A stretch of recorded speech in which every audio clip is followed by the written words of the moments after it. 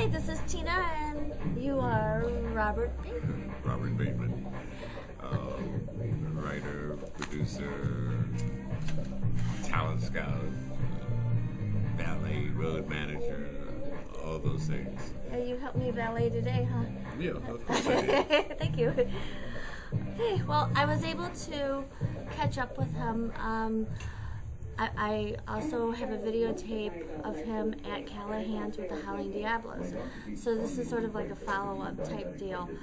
Me and Robert have been talking for quite a while, and he's wanting to tell his story to everybody. And he's going to give you a little bit of history along with his upcoming projects. So whatever you want to start with first. Okay, well, the story, I guess, that I have to try to tell, thus far I have it entitled sort of the Motown Route, or Route. And the Motown Route starts at 4862 Margaret Street, and the trail leads west and it ends up at 2648 West Grand Boulevard, which is where the Motown Museum is at this particular time. You know, and originally my dream in the very beginning was to become an artist. Right.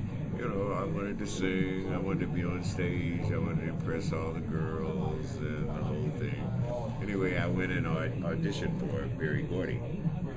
And I really did not know who Berry Gordy was at the time. I only knew that he had written several hit records for Jackie Wilson.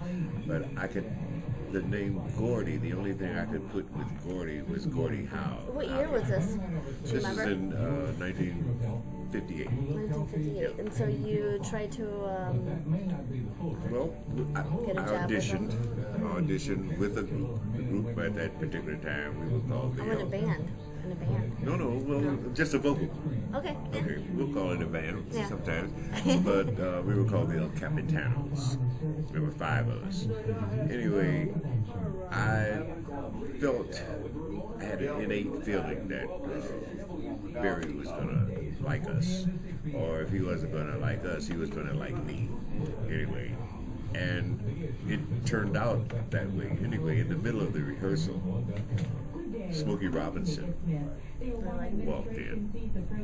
And of course, when Smokey saw me, we hadn't seen each other in years, and you'll have to wait the way we greet each other. Oh man, you know, oh wow, glad to see you and everything. And of course, I responded the same way. Right. So once Smokey came in, I sort of felt a little more confident that we'd be successful at what we were trying to do.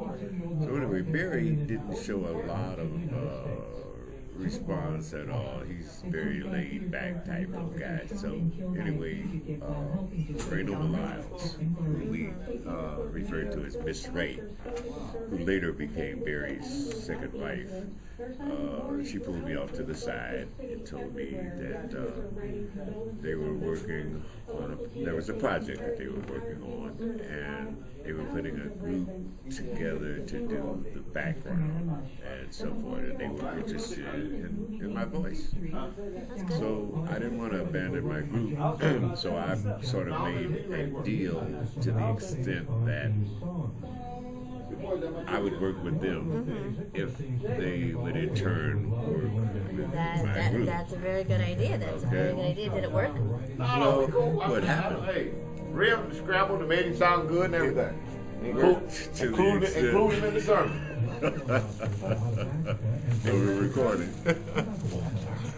Okay, it worked. We're live, by the way. Yeah, okay. It worked to the extent that, oh God, I sort of threw me off. Okay, did it work? As I began to work, the group was called the Raver Voices. And Raver, that's a combination of Ray and Berry. You know, Berry had this thing back in that day. I don't know what you call it when you take several words and make a word out of them. We'll take, for example, Joe Bett, which was Joe Bett Music, which was his publishing company. Okay. That here about 4 or 5 years ago, he got pretty close to $500 million for it. But anyway, Joe Bet, that was a combination of his daughter and 2 sons, J.O. from Joy, B.E. from Barry, and T.E. from Terry. You put it together, you have Joe Bet. So anyway, Raver, that's Ray and Barry. We were the Raver voices. A fellow named by the name of Richard Morris brought 4 girls in for me to audition. And these girls were the Primes, who later evolved into the Supremes. Anyway, Barry passed on the group. However, I felt that girls' groups were beginning to happen at that time, so he allowed me to do a follow-up, and then finally I got the girls, brought them in. And once they were there for a while, nothing seemed to really happen for them.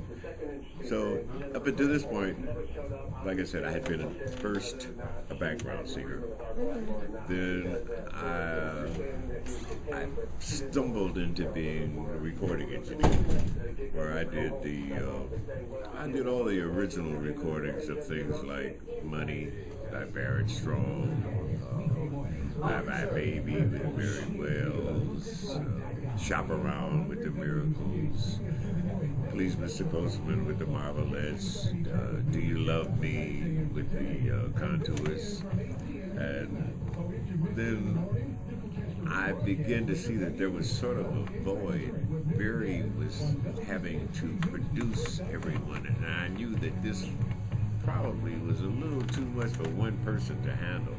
So I sort of set my sights at trying to produce, and I went to Barry and asked him, can I produce?